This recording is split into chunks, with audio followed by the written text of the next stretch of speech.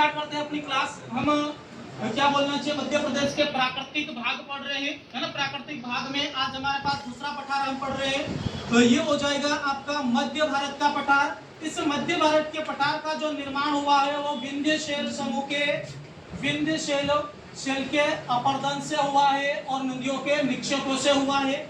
ठीक है, इसका जो प्रतिशत हो जाएगा मध्य प्रदेश के कुल भौगोलिक क्षेत्रफल का 10.7% है। मध्य भारत के पठार को कहा जाता है सरसों की हांडी कहा जाता है, क्योंकि सबसे ज्यादा सरसों उत्पादन होती है यहाँ पे, इसीलिए इसको क्या कहा जाता है, सरसों की हांडी कहा जाता है। इसी पठार में आता है मुरैना जिला, जहाँ की गजक सबसे ज्यादा प्रसिद्ध है, गजक और शहद। ठीक है, जो मध्य भारत का पठार है यह सबसे ज्यादा बीहड़ों से प्रभावित है, और बीहड़ों से सबसे ज्यादा प्रभावित जिला हो जाएगा वो हो जाएगा आपका मुरैना। ठीक है, सबसे ज्यादा मुरैना बीहड़ों से प्रभावित हो जाएगा। अच्छा, बीहड़ों की जगह एक जगह पे आपको अपरदन भी आ सकता है एग्जाम में। ठीक है, तो बीहड़ और अपरदन से प्रभावित जिला हो जाएगा मुरैना। भिंड और मुरैना दोनों जिलों को कहा जाता है बागियों का गढ़ कहा जाता है। क्या कहा जाता है, बागियों का गढ़ कहा जाता है।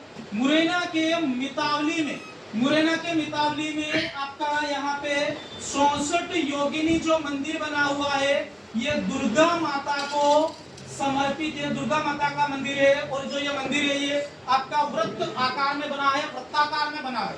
ठीक है, मध्य प्रदेश के 3 64 योगिनी मंदिर प्रसिद्ध है। एक तो आपका मुरैना का हो जाएगा, दूसरा खजुराहो के छतरपुर में है, तीसरा जो मिलेगा वो मिलेगा आपको जबलपुर के भेड़ा घाट में।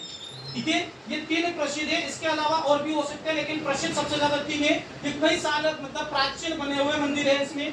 इसके अलावा अगला जो हो जाएगा मुरैना में, मुरैना की जो एक एरती तहसील करके है, उस एरती तहसील में सूर्य मंदिर प्रसिद्ध है। मध्य प्रदेश के 3 सूर्य मंदिर प्रसिद्ध है। एक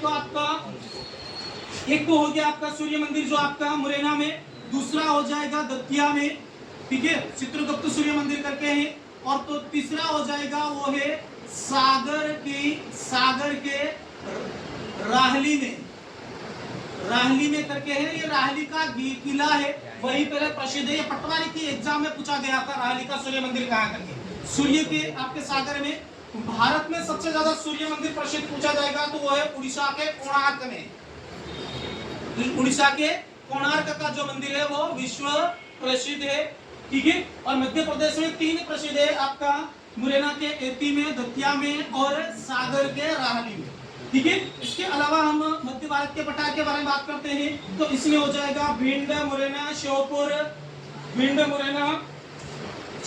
ग्वालियर, शिवपुरी, गुना और नीमच में यहाँ पे एक एल्कलाइड जो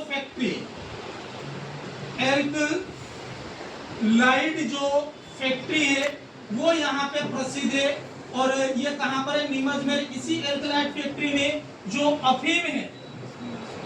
अफीम है ये आपका रॉ मटेरियल का काम करता है, कच्चा माल बनता है और इसी से बनता है एल्कलाइड बनता है। वो जो एल्कलाइड फैक्ट्री वो कहाँ पर है आपका, नीमच में। ये किस पठार में आता है तो मध्य भारत के पठार में आता है। यहाँ की जो जलवायु है वो विषम जलवायु है। यहाँ पे अधिक गर्मी और अधिक ठंड होती है, अधिक गर्मी होती है यहाँ पे और अधिक क्या होती है, ठंड होती है। ठंड के दिनों में अधिक ठंड होती है और गर्मी के दिनों में क्या होती है, यहाँ पे अधिक गर्मी होती है। इसीलिए यहाँ की जो जलवायु है वो कैसी जलवायु है, विषम जलवायु है। बेसिकली यहाँ की जलवायु प्रायद्वीपीय भारत की जलवायु के अंतर्गत आती है, उसके समान होती है। इसीलिए आपने सुना होगा कि जो श्योपुर में पालपुर कुनो अभ्यारण्य है, इसके अंतर्गत अफ्रीकन नाइजीरिया के जो है चीते लाके रखे गए हैं। तो जो अफ्रीका की जो जलवायु है उसके क्लाइमेट के समान यहाँ की जलवायु, इसीलिए इनको यहाँ पे लाके रखा गया है। ठीक है, इसके अलावा हम आगे बात करते हैं इसके भाग में। तो आगे इसकी जो वर्षा हो जाएगी, अल्प वर्षा वाला क्षेत्र है, यहाँ पे कम वर्षा होती है, 50 से 75 सेंटीमीटर। वन यहाँ पे पाए जाते हैं शुष्क कटिबंधीय पर्णपाती वन, अर्थात कटीले वन होते हैं। मिट्टी होती है जलोढ़ मिट्टी व कचारी मिट्टी पाई जाती है। सरसों सबसे ज्यादा उत्पादन होती है। इसके अलावा बाजरा होता है, तिल होता है, ज्वार होती है। प्रमुख नदियों के बारे में बात करेंगे, चंबल नदी, सिंध नदी, शीप नदी हो जाएगी। और इनमें सबसे ज्यादा आपका हो जाएगा कुनो जो नदी है ये कूनो नदी के आधार पर ही जो राष्ट्रीय उद्यान का नाम रखा गया है कूनो राष्ट्रीय उद्यान। ठीक है, इसके अलावा जो कुंवारी नदी है शिवपुरी से निकलती है। यहाँ पे क्या होता है कि कुंवारी नदी के ये इसलिए प्रसिद्ध है कि यहाँ पे एक बार पुल बनाया गया था, ब्रिज बनाया गया था। ब्रिज बनने के कुछ समय बाद ही ब्रिज टूट के 3 टुकड़ों में बट गया, इसीलिए सबसे ज्यादा प्रसिद्ध है आपकी कुंवारी नदी शिवपुरी में। छोटी नदी ज्यादा बड़ी नहीं है। इसके अलावा हो जाएगा पार्वती और कालीसिंध। कालीसिंध जो नदी है ये देवास से निकलती है ना, देवास के बागलिहार तहसील से निकल कर आती है और वहीं से आगे चल के चंबल नदी में जाकर मिल जाती है। अभी इसमें कुछ घटना घटी थी, मतलब क्या बोलना चाहिए, दुर्घटना घटी, कार कुछ गिर गई। ठीक है, यहाँ पे ये चीजें आती है उसमें। इसके अलावा यदि बात करते हैं अपन, ये जो आपकी चंबल नदी क्या करते हैं, इसमें एक अपर्दन करते हैं। कौन सा अपर्दन करती है? अवनालिका अपर्दन करती है। कौन सा अपर्दन करती है? अवनालिका अपर्दन करती है। चंबल नदी घाटी जो है वो है नलिबंध घाटी के रूप में बनी हुई है। ठीक है, नलिबंध घाटी के रूप में बनी है। इसके बाद हम आगे पढ़े बुंदेलखंड का पठार। बुंदेलखंड का जो पठार है इसका जो निर्माण हुआ है वो ग्रेनाइट एवं नीच चट्टानों से हुआ। ये बेसिकली ये चट्टान कैसी होती है? कलरफुल होती है, रंगीन होती है। इसका जो प्रतिशत है वो भौगोलिक क्षेत्रफल में 7.7% है। मध्य प्रदेश का दूसरा सबसे छोटा प्राकृतिक भाग हो जाएगा और ये सबसे ज्यादा सूखा प्रभावित क्षेत्र है। यहाँ पे क्या बोलना चाहिए, हमेशा फसलें जो होती है वो सूख जाती है, सूखा प्रभावित क्षेत्र होता है, अकाल पड़ता रहता है क्षेत्र में।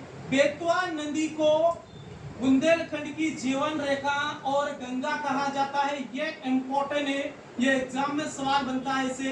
ठीक है, बेतवा नदी को मध्य प्रदेश की भी गंगा कहा जाता है प्रदूषण की दृष्टि से, और इसे क्या बोलना चाहिए, पवित्रता